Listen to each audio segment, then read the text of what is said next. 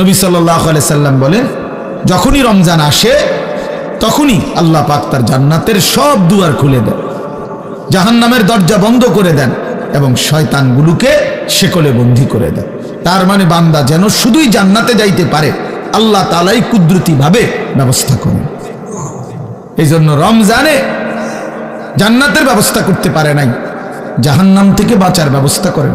রমজানেও শয়তানি শেষ হয় নাই, দুষ্টামি শেষ হয় নাই, আল্লাহর নাফরমানি ছাড়তে পারে নাই।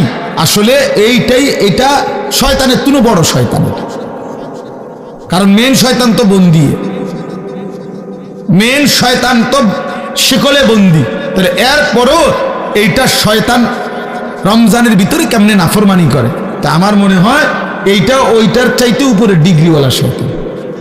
এই জন্য যে এই শয়তানে বুঝাইতে চায় যে ওই শয়তান রে বন্দি করলে কি হবে, আমি তো তার থেকে শিখতে শিখতে তারে ডিঙ্গায় গেছি, আমি তো তারে ডিঙ্গায় গেছি, আমি তো শয়তান, এখন আর আমারে আর ওয়াসওয়াসা দিবে কি? নাইলে একজন মুসলমান, একজন মুমিন আল্লাহ এবং তার রাসূল এত বেশি পরিমাণ রমজানের মর্যাদা ফজিলত এত বলছে, এত বলছে, এত বলছে, এত কিছু বলার পরেও যার বিবেকে একটু নড়াচড়া করে না, তার চাইতে নিকৃষ্ট শয়তান আর কেউ হইতে পারে না। ওইটাই শয়তান বলে। হ্যাঁ, আল্লাহ নবী সাল্লাল্লাহু আলাইহি ওয়াসাল্লাম বলেন, কুল্লু আমালি ইবনে আদামা লাহু।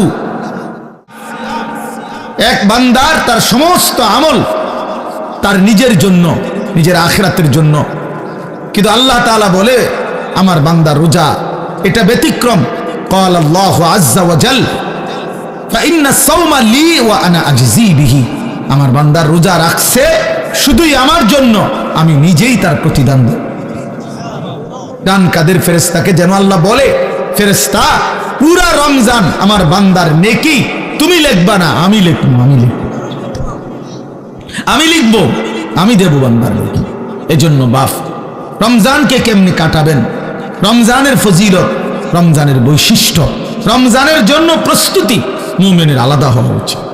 যাদের কলিজায় আখিরাত আছে, যাদের ফিকিরে আছে জান্নাতে যাওয়ার, যারা কবরের আযাব থেকে বাঁচতে চায়, যারা জাহান্নামের আগুন থেকে বাঁচতে চায় বাপ, তাদের জন্য রমজান ভিন্ন কিছু। রমজান মানে আলাদা মাস, রমজান মানে আখিরাতের মাস, রমজান ফিকিরের মাস, মেহনতের মাস, রাত্রি জাগার মাস। রমজান মাসে দিনের বেলা রোজা রাখবে, রাত্রিবেলা রাত্রি জেগে তারাবি পড়বে। আল্লাহ তাআলা এমন ভাবে সাজাইছেন যে বান্দা 30টা দিন তুমি কষ্ট মুজাহাদা পরিশ্রম করে আমার রমজানটাকে কদর করো, 30 দিন পরে আমি আল্লাহ তোমাকে মুত্তাকি বানিয়ে জান্নাতি বানিয়ে দেব, জান্নাতি বানিয়ে দেব। এই জন্য আমরা মাহে রমজানের প্রস্তুতি, আমরা যেন রমজানে রাত্রি জাগতে পারি, আমরা যেন রমজানে রোজা রাখতে পারি, আমরা যেন রমজানে নিজেকে প্রস্তুত নিতে পারি। এই জন্য আল্লাহ তাআলা 15 দিন আগেই আল্লাহ তাআলা যেন আরেকটা প্র্যাকটিক্যাল আমার মধ্যে যেন হিম্মত, আমার মধ্যে যেন রোজার শক্তি, আমার ভিতরে যেন রমজানকে পালন করার মজবুত হিম্মত আসে। এই জন্য আল্লাহ তাআলা রমজানের 15 দিন আগে লাইলাতুন নিসফে মিন শাবান এই রাত্রিটিকেও আল্লাহ দান করেছেন। বলছেন বান্দা শবে বরাত নামের এই লাইলাতুন নিসফে মিন শাবান এই রাত্রিটিতে সারা রাত আল্লাহর বন্দিগিতে জেগে থাকো, পরের দিন রোজা রাখো, এই হিম্মত নিয়া রমজানের মধ্যে আগে বাড়ো, আগে বাড়ো। এটা একটা প্রস্তুতি নাও, এটা একটা প্রশিক্ষণ নাও, প্রশিক্ষণ। সেই রাত্রিটাও আগামীকাল আমাদের সামনে, শবে বরাত লাইলাতুন, অত্যন্ত মহিমান্বিত মর্যাদাপূর্ণ একটি রাত শবে বরাত, যেটা আমরা শব্দটা তো জানি, কিন্তু আমরা যথাযথ বন্দিগি করতে জানি না। শবে বরাত এটা আল্লাহ তাআলা আমাদের প্রিয় নবী সাল্লাল্লাহু আলাইহি ওয়াসাল্লামের মাধ্যমে আল্লাহ তাআলা আমাদের জন্য দান করেছেন। হাদিসের মধ্যে আছে হযরত মুআজ ইবনে জাবাল রাদিয়াল্লাহু তাআলা আনহু, সহিহ ইবনে হিব্বান সহ কিতাবে আছে, এবং মুহাদ্দিসিনে কেরামের বিশ্লেষণে, সব ঘরানার মুহাদ্দিসিন ওনাদের বিশ্লেষণে এই হাদিসটি সহিহ হাদিস। হযরত মুআজ ইবনে জাবাল থেকে বর্ণিত, তিনি বলেন আল্লাহর নবী সাল্লাল্লাহু আলাইহি ওয়াসাল্লাম বলেছেন, ইয়াত্তালিউল্লাহু তাআলা ইলা খালকিহি ফি লাইলাতিন নিসফি মিন শাবান ফায়াগফিরু লিজামিই খালকিহি ইল্লা লিমুশরিকিন আও মুশাহিন। নবী সাল্লাল্লাহু আলাইহি সাল্লাম বলেন, যখনই মধ্য শাবানের মধ্য রাত্রি আসে, অর্থাৎ এই শবে বরাত আসে, তো আল্লাহ তাআলা কুদরতি ভাবে একদম বান্দার কাছে প্রথম আসমানেই আগমন করেন এবং আল্লাহ তাআলা এই রাত্রিতে সেই সন্ধ্যা থেকে ফজর পর্যন্ত রাতভর বান্দা আল্লাহর কাছে তওবা করে, ইস্তিগফার করে, দোয়া করে, কান্নাকাটি করে, বারবার নিজের গুনাহ মাফ চায়, আল্লাহর কাছে চোখের পানি ফেলে, তো আল্লাহ তাআলা তার কোটি কোটি বান্দাকে সারা রাতভর মাফ করতে থাকে। ইল্লা লিমুশরিকিন আও মুশাহিন, কিন্তু কোন মুশরিককে, শিরিককারীকে মাফ করে না, কোন হিংসুক বিদ্বেষকারীকে আল্লাহ মাফ করে না। তাইলে প্রিয় ভাই বাবা, আপনাদের জন্য এটা গুরুত্বপূর্ণ, এটা বোঝা উচিত। খুব ব্যাখ্যা আমি করতে চাই না, ছোট্টভাবে প্রথম এই শবে বরাতের কথাটা এটা বলতে চাই। শবে বরাত এটা ফার্সি শব্দ, সব অর্থ রাত, বারাত অর্থ মুক্তি, মুক্তির রাত। এই রাত্রে যেহেতু আল্লাহ তাআলা গুনাহ মাফ করে জাহান্নাম থেকে মুক্তি দেয়, এজন্য এটাকে শবে বরাত আমাদের এই হিন্দুস্তান, এই উপমহাদেশে এটাকে বলে। আর হাদিসের ভাষায় লাইলাতুন নিসফে মিন শাবান, শাবান মাসের অর্ধরাত, মধ্যরাত, মানে মাঝামাঝি অবস্থানে। এইটা আগামীকাল সন্ধ্যায়, অর্থাৎ আরবি চাঁদের কারণে, চাঁদের হিসাবে দিন শুরু হয় একটা পূর্ণাঙ্গ সন্ধ্যা থেকে। ইংরেজিতে যেমন রাত্র 12টার পরে AM শুরু হয়, মানে দিন শুরু হয় পরের দিনের, কিন্তু আপনার আরবিতে সন্ধ্যা থেকে শুরু হয়। সূর্য ডুবলেই নতুন দিন শুরু হয়, নতুন তারিখ শুরু হয়। তো আগামীকাল, আজকে তো সন্ধ্যা থেকে 14 তারিখ, তা আগামীকাল যখন সূর্য ডুববে তখনই 15 তারিখ, তখনই 15 তারিখ। ওই পরের দিনের সূর্য ডুবা পর্যন্ত এই 15 তারিখ, এটাই লাইলাতুন নিসফে মিন শাবান, এটাই শবে বরাত। তাহলে এই শবে বরাত রাসূলুল্লাহ সাল্লাল্লাহু আলাইহি ওয়াসাল্লামের হাদিস দ্বারা প্রমাণিত, যে রাসূলুল্লাহ সাল্লাল্লাহু আলাইহি ওয়াসাল্লাম এটার ফজিলত বলছেন, যে আল্লাহ তাআলা এই রাত্রে অগণিত বান্দাকে, তওবাকারী, ইস্তিগফারকারীকে আল্লাহ মাফ করে থাকেন। অতএব এটা প্রমাণিত। এখন প্রশ্ন হইল, আমাদের করণীয় কি? আমি সংক্ষেপে শুধু এটা শেষ করতে চাই। আমাদের করণীয় কি? আমাদের করণীয় হলো এই রাত্রি জেগে ইবাদত করা, ইহয়াউল লাইল, রাত্রিটাকে জীবিত করা ইবাদতের মাধ্যমে। কিয়ামুল লাইল, রাত্রিটাকে দাঁড়িয়ে অর্থাৎ আল্লাহর ইবাদতের মাধ্যমে কাটানো, এটাই মূল মাকসাদ। হাদিসের বক্তব্য এটাই বক্তব্য, যে রাত্রি জেগে ইবাদত করো। নবী সাল্লাল্লাহু আলাইহি ওয়াসাল্লাম বলছেন, কুমু লাইলাহা ওয়া সুমু ইয়াওমাহা, তোমরা রাত্রি জাগো আর দিনের বেলা রোজা রাখো। তাহলে আমাদের দুইটাই কাজ, একটা হলো রাত্রি জেগে ইবাদত করা, পরের দিন রোজা রাখা। অর্থাৎ আগামীকাল শুক্রবার দিবাগত রাত আপনি আল্লাহর ইবাদত করবেন, শনিবার শুক্রবারের সেহরি খেয়ে শনিবার দিন রোজা রাখবেন, খালাস, এটাই। তাহলে আল্লাহ তাআলা শবে বরাত আমাদের জন্য দিয়েছেন, রাসূলুল্লাহ সাল্লাল্লাহু আলাইহি ওয়াসাল্লাম শুনিয়েছেন ইবাদত করতে, ইবাদতের রাত, ইবাদতের রাত। আর নফল ইবাদতের ক্ষেত্রে বান্দার কাছে কোরআন সুন্নাহর এটাই বক্তব্য, এটা কোনো ফরজ ইবাদত না, এটা ওয়াজিব ইবাদত না, এটা নফল ইবাদত। শবে বরাত কি ইবাদত বলেন? সবাই বলেন কি ইবাদত? আর নফল ইবাদতের মধ্যে একাকিত্ব, এটাই কাম্য, এটাই কোরআন সুন্নাহর ভাষ্য, যে একাকী, প্রত্যেকেই মুস্তাকিল নফল ইবাদত নিজের মতো করে নিজের জন্য করবে, নিজের জন্য করবে। আমি আর আপনি সমান না। আমি আমার বয়স হিসাবে আমি 40 রাকাত নামাজ পড়তে পারবো, আপনি পারবেন 20 রাকাত। আরেকজনে 100 রাকাত নফল পড়তে পারবে সে ইচ্ছা করলে, সে তার বয়স মাত্র 20 বছর, তারেও আপনি দিলেন 12 রাকাত, 80 বছরের বুড়া মিয়ারেও দিলেন 12 রাকাত। তো এটা ইনসাফ হলো না, এটা নফল হলো না, এটা তো বাধ্যতামূলক করে দিলেন, এটা বাধ্যতামূলক করে দিলেন। অথচ এই যুবক তো ইচ্ছা করলে এক রাত্রিতে সে 100 রাকাত নফল করতে পারত, কারণ তার তো শরীর আছে, তার তো সামর্থ্য আছে। আমরা কিতাবে পড়ছি, আবু ইসহাক আস-সাবিঈ এক বড় বুজুর্গ ছিলেন, উনি বলছিলেন, যুবক যৌবনকালে এমন হাজারো রাত, শত শত রাত আমার জীবন থেকে গিয়েছে, যে এই রাত্রিগুলোতে আমি এক রাকাতে পুরা সূরায়ে বাকারা 3.5 পারার মতো পুরাটা তেলাওয়াত করে ফেলেছি। তেলাওয়াত করে ফেলেছি। হযরত উসমান রাদিয়াল্লাহু তাআলা আনহুর মতো সাহাবী এক রাকাতে পুরা মুকাম্মাল কোরআনুল কারীম এক খতম দাঁড়ায়া পড়ে ফেলছে। তাইলে নফল আমল সবার কি বরাবর? কথা বলেন না কেন? তাইলে আল্লাহ নবী সাল্লাল্লাহু আলাইহি সাল্লাম ওনার স্ত্রী আম্মা জানা আয়েশা নবীজির বিবি, উনি বর্ণনা করছেন আল্লাহ নবী সাল্লাল্লাহু আলাইহি সাল্লাম কানা রাসূলুল্লাহ সাল্লাল্লাহু আলাইহি ওয়াসাল্লাম ইউসাল্লি বিল লাইল, রাত্রিবেলা নবীজি নামাজ পড়তেছিলেন। ফাআতালা সুজুদ, সেজদাটা লম্বা করলেন, লম্বা একটা সেজদা দিলেন।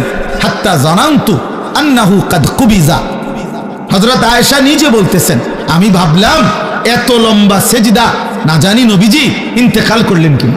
আর তো মাথায় উড়ায় না, কখন সেজদা দিলেন আহারে মাথায় তো তুলতেছে না। হযরত আয়েশা রাদিয়াল্লাহু তাআলা আনহা বলেন আমি তখন নবীজি সাল্লাল্লাহু আলাইহি সাল্লামের পায়ের তালুতে পিছনে আঙ্গুল দিয়া স্পর্শ করলাম, মানে সাইলাম আরি বাইচা আছে কিনা। আল্লাহ নবী সাল্লাল্লাহু আলাইহি সাল্লাম একটু পরে যখন নামাজের সালাম ফিরাইলেন তো নবীজি জিজ্ঞেস করলেন আয়েশা তুমি কি ভেবেছো আমি তোমার উপরে কোনো জুলুম করেছি, অর্থাৎ তোমার সাথে না থেকে রাত্রিটা আল্লাহর ইবাদতে কাটায় দিছি, এতে কষ্ট পাইলা তুমি?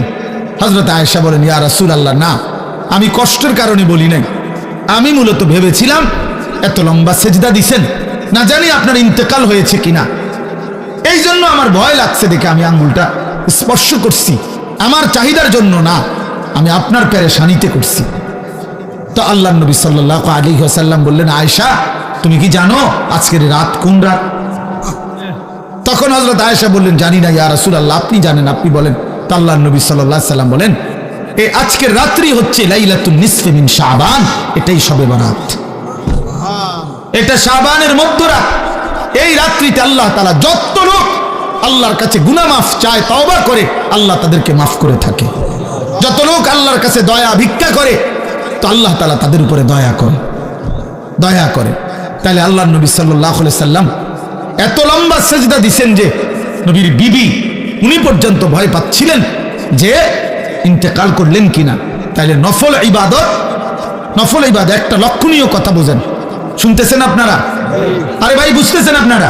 আপনার ইনসাফে কি বলে যে আমার বিবি, আমি নামাজ পড়তেছি, আজকের রাত্রি এত গুরুত্বপূর্ণ, কিন্তু উনি ওনার বিবিকেও অর্থাৎ এতটা আলাদা যে একত্রে না তুমিও বসো, তুমি আমরা দুজন মিলে গড়ি ধরো, তুমিও 15 মিনিট সেজদা দিবা, আমিও 15 মিনিট সেজদা দিব, তুমিও আধা ঘন্টা লাগাইয়া নামাজ পড়বা, আমিও আধা ঘন্টা লাগাই পড়ব, এরকম কথা বলছেন এখানে। তাইলে বোঝা গেল নফল ইবাদত প্রত্যেকের শরীর স্বাস্থ্য সামর্থ্য অনুপাতে প্রত্যেকের জন্য আলাদা আলাদা, প্রত্যেকের জন্য কি বলেন না আলাদা আলাদা আলাদা আলাদা আলাদা আলাদা। তাহলে শবে বরাত হাদিস দ্বারা প্রমাণিত, কি দ্বারা প্রমাণিত? উলামায়ে কেরাম আসলাফ পূর্বপুরুষদের মনীষীদের বুজুর্গদের কথার আলোকেও শবে বরাত প্রমাণিত। এই রাত্রি ইবাদতের রাত, এটা প্রমাণিত কথা। এই রাত্রির কথা আল্লাহ নবী সাল্লাল্লাহু আলাইহি সাল্লামের হাদিসের মধ্যে আছে এবং 8 জন সাহাবী এই মুআজ ইবনে জাবালের এই হাদিসটা, আরে ভাইয়া কথা বলো না, বাপ কথা বলো না, রাস্তায় কথা বলতেছো কারা? আহারে বাবা একটু পরে আসো, এই ঘোষণা দিবে, সোজা হইয়া বসতে বলবে সবাই, ভাইয়া একটু পরে বলবে, কিছুক্ষণ আর একটু ধৈর্য ধরো ভাইয়া, আর কষ্ট হইতেছে ছেলেদের, এই এক্ষুনি বলবে ইনশাআল্লাহ, কিছুক্ষণ পরেই বলবে, সিরিয়াল ধরে বসেন, মূল পর্ব শুরু হবে। আফসুস আফসুস আফসুস জিন্দিগি, আফসুস ওই জিন্দিগি যে জিন্দিগি কোনো ফিকির নাই। মুসলমানের সন্তান আমরা, প্রিয় ছেলেরা, বাবা, কোনো খাবারই শেষ সমাধান না, সেটা বিরিয়ানি হোক আর আরো ভালো কিছু হোক, সব কিছুরই গন্তব্য বাথরুম, এটাই তো সত্য। সেটা আরো দামি হোক কিছু খাবার, কিন্তু গন্তব্য তো বাথরুম, এছাড়া আর কি, এছাড়া আর কি। তাহলে এক মানুষের জিন্দিগির টার্গেট যদি হয় বিরিয়ানি, তো এই বিরানির পরিণতি যেহেতু টয়লেট শেষ ঠিকানা, তো তোমার জিন্দিগির টার্গেটও টয়লেটে। বাথরুম ছাড়া আর কি, টয়লেট ছাড়া আর কি? খাবে, ঘুমাবে, পেশাব করবে, বাথরুম টয়লেট সারবে, আর মাঝখানে টাইম যৌন চাহিদা পূরণ করবে, খালাস, এতটুকুই জিন্দিগি।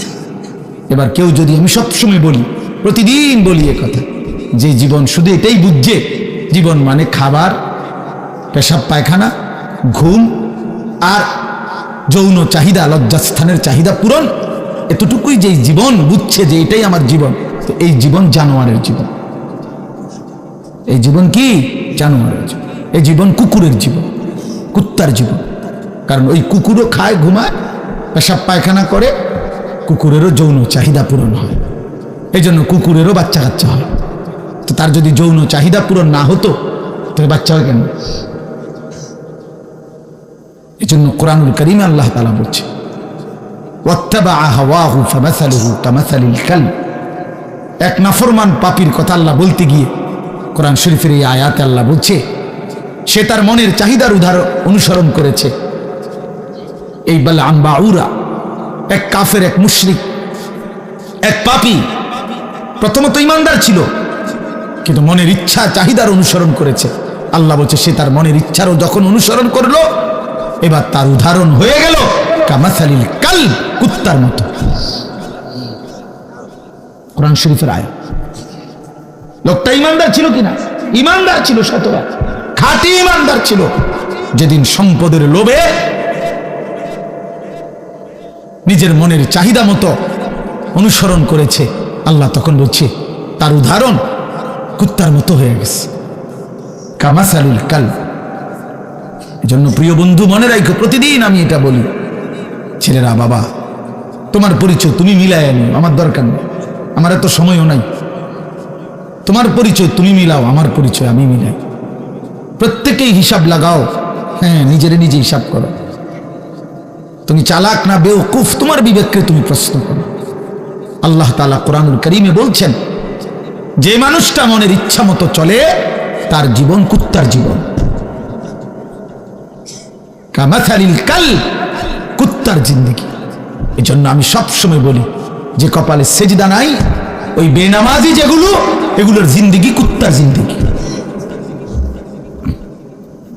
কুকুরের জিন্দেগি। এই জন্য নওজোয়ান ছেলেরা মনে রাখো, তোমাদের যাদের কপালে সেজদা নাই, তোমার জীবন কুত্তার জীবন। খাও, বিরিয়ানি খাও, খিচুড়ি খাও, কোনো অসুবিধা নেই, অসুবিধা। যার যার বাড়িতে টয়লেট তো আছেই, খাইবা না? বাথরুম তো আছেই, ভাত খাও। যা মুখে অর্জন করলা তা বাথরুমে ক্লিয়ার করে দিল, খালাস, তো আর অর্জন করি জীবনের, এ তো গেল গায়ে। এই জন্য আমরা এটা বোঝা উচিত, আমাদের এটা ফিকির থাকতে হবে। আমরা মুসলমান, মুসলমানের 10 বছরের বাচ্চাও দামি, মুসলমানের 6 বছরের বাচ্চাও দামি, মুসলমানের 60 বছরের বুড়া মানুষও দামি, মুসলমানের 1 সেকেন্ড দামি, মুসলমানের 1 মুহূর্ত দামি। আমার প্রতি মিনিটের হিসাব হয়, আমার প্রতি মুহূর্তের হিসাব হয়, আমার প্রতিটা নিঃশ্বাসের হিসাব হয়। তাহলে আমার আবার অবসর কোথায়? আমার আবার ছুটি কোথায়? আজকে আমার মাদ্রাসা বন্ধ হয়েছে, আমি লম্বা বয়ান করছি ছাত্রদেরকে, 450 ছেলে ছুটি দিছি সকালবেলা।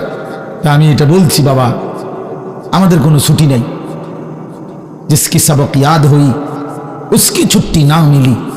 আমাদের বুজুর্গরা এটা বলে, যারা আখিরাতের সবক মুখস্থ হইছে, যে কলিজার মধ্যে এটা মুখস্থ হইছে যে আমারে মরতে হবে, আমারে জান্নাতে যাইতে হবে, আমারে কবরের আযাব থেকে মুক্তি পেতে হবে, জাহান্নামের আযাব থেকে মুক্তি পেতে হবে, তার আবার ছুটি কিসে?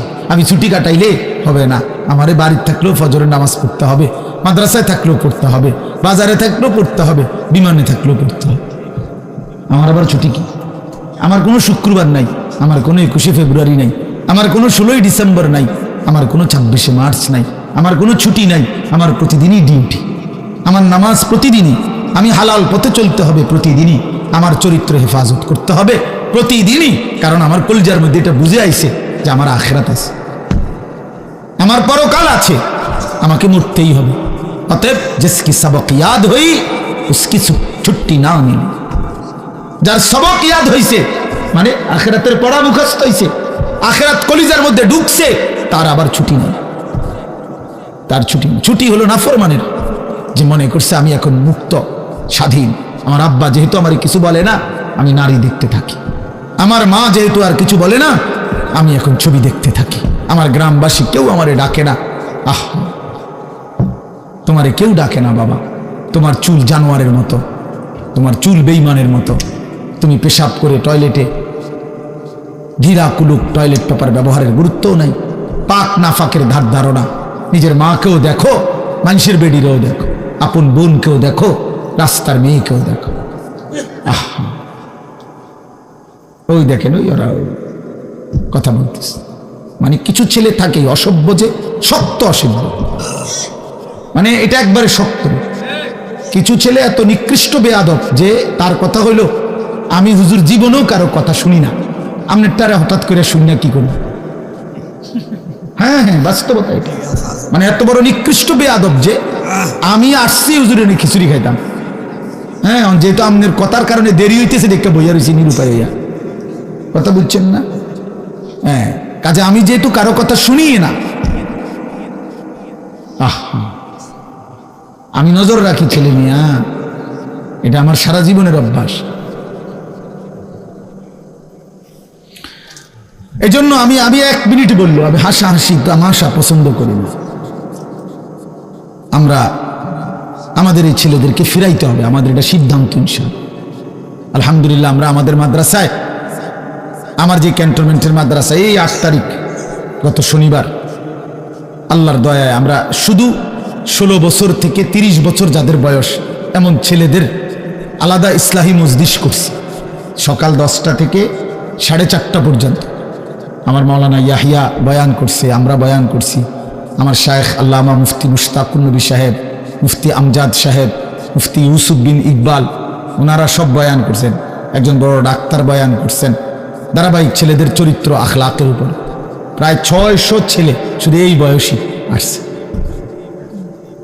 আলহামদুলিল্লাহ। শুধু নওজোয়ান 16 থেকে 30-এর নিচে, তবে আমরা আরো বড় স্বপ্ন আছে ইনশাআল্লাহ। তো বললাম যে এটা আমার ইচ্ছা, আমার ছেলেরা বদলাইতে হবে আল্লাহর দয়ায়, ছেড়ে দেওয়ার কোনো সুযোগ নেই। আজকে অভিভাবকরা সন্তানকে ছেড়ে দিস, 16 বছরের একটা ছেলেকে এবারটা নিয়ন্ত্রণ করতে পারে না, এবার একটা বাপ হয়েছে, বেটা অপদার্থ কথাকার, বেটা আইসে দুনিয়াত ভাত কত দিয়ে আর বন খাইতো আর বিড়ি খাইবে গপ মারে ফালতু। তোমার 14 বছরের একটা ছেলেকে তুমি 1 ওয়াক্ত নামাজ পড়াইতে পারো না, তুমি একটা বাপ হইছো বেটা। তোমার 14 বছরের মেয়েটাকে পর্দানশীল চরিত্রবান বানাইতে পারলা না, তুমি একটা মা হইছো, ফালতু কথাকার। জিন্দিগি বুঝেই না, বাপের কলিজার মধ্যেও দুনিয়া, সন্তানের কলিজার মধ্যেও দুনিয়া, হিসাব হইলো এটাই আসলে। বাপেও বিড়ি খায়, ফুতেও বেড়ি চায়, আর কি তা এক ডকের। বাপে চা দোয়ানে বইয়া টেলিভিশন চায়, ফুতে অসৎ বন্ধুদের সাথে একসাথে বসে মোবাইল চায়, খালাস বরাবর সাওয়া সাওয়া বরাবর। যার কারণে বাপেও বুঝে আমার সন্তানরে ডাক দিয়া লাভ হইতো না, আমি ডাক দেব কেন? সেই হিম্মত তো থাকতে হবে, সেই সাহস তো থাকতে হবে। কলিজার ভিতরে আখিরাতের ফিকির যার আছে, যে পরকালকে বিশ্বাস করে, কবরকে বিশ্বাস করে, তার চোখের পানি পড়ার কথা, সে চিৎকার করার কথা যে তুমি আমার সন্তান বাবা, তুমি যদি জাহান্নামী হও আমি বাপ এটা কেমনে সইব, কেমনে সইব আমি? আমার ছেলে হইয়া যদি মুসলমানের ঘরে জন্ম নিয়া যদি আমার ছেলে কোনোদিন ফজরের নামাজ না পড়ে, আমার এই জিন্দিগির অর্থ কি আর আমার ফুতের জিন্দিগির অর্থ কি? আমি কিসের বাপ, আমার ফুতে কিসের মুসলমান? কি মিয়া, কার ঘর এটা? যে ঘরে সবাই নামাজ না পড়ে ঘুমায়, এ ঘর তো নাফরমানের ঘর, এ তো সাপ বিচ্ছুর ঘর, এ তো কুকুর বিড়ালের ঘর, জন্তু জানোয়ারের ঘর। আল্লাহর নবী বলছে যে ঘরে আল্লাহর জিকির নাই, খোদার কসম নবী বলছে ওইটা কাল বাইতিল খারিব, ওইটা সারা বাড়ি, আলগা বাড়ির মতো, যে বাড়িতে মানুষ থাকে না, কুত্তা থাকে, বিলাই থাকে, সাপ থাকে, বিচ্ছু থাকে, কেচ্ছা থাকে, বেটা মানুষ থাকে না, মানুষ থাকে না। বেডিও বেফর্দা, বেডাও বেফর্দা, মাও নামাজ নাই, বাপেরও নামাজ নাই, জিরো নামাজ নাই, ফুতের বউরও পর্দা নাই, ফুতেরও পর্দা নাই। কি করেন? সবাই খায়, ঘুমায়, পেশাব পায়খানা করে, যার মতো, ফুতের চুল ফুতের মতো, বাপের চুল বাপের মতো, জির বোরকা জির মতো, মার বোরকা মার মতো। তো এটা পরিবার হলো কেন নিয়ে? কথা বুঝেন? এটা পরিবার হলো? এটা একটা ফ্যামিলি হলো কি? আমি, আমার বউ, আমার 4টা ছেলে, কারণ সবাই যদি আলগা আলগা হয় তো আমার একটা ফ্যামিলি কই? কথা বলে না কেন? আমার চুল একরকম, আমার ফুতের চুল আরেক রকম, মার বোরকা কালো, জির বোরকা রঙ্গিলা, তো এটা ফ্যামিলি হলো কেন? কার লগে কার মিল? এটা তো কোনো পরিবার নয়, এটা তো ব্যাচেলার, এটা তো সব ব্যাচেলার না, এগুলো এটা মনে হয় হোস্টেলে না থাকে এক একজন। আপনারা ভাবেন